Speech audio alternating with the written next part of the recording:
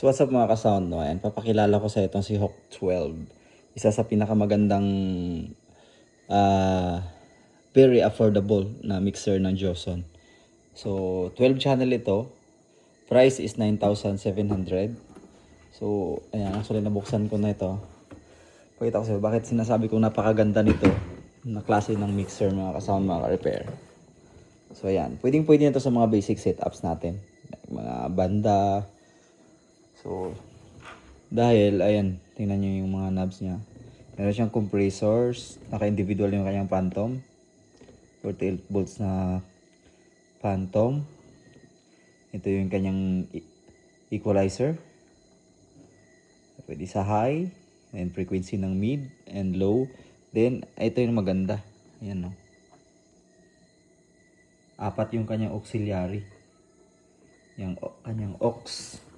Then yung kanyang mga feeder, mga kasama. Ayan, may mga groupings din siya. Ayan, group 1, group 2. Ayan. Effects.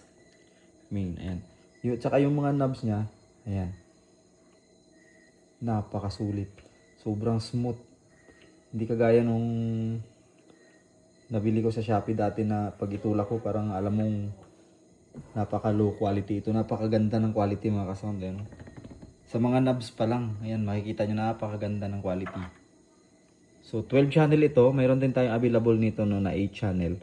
So sa gustong mag-order dito sa Mindanao, pwedeng dumaan sa akin o pwede kayong mag-direct kay Joson Philippines or sa Joson World Electronics.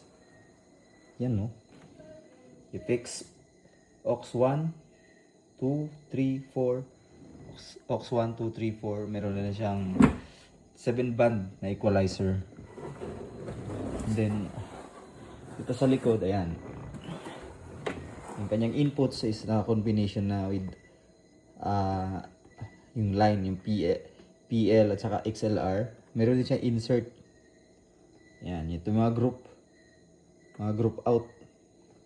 Auxiliary out. Ayan, aux 1, 2, 3, 4. Ito yung main. Pwedeng PL, pwedeng XLR.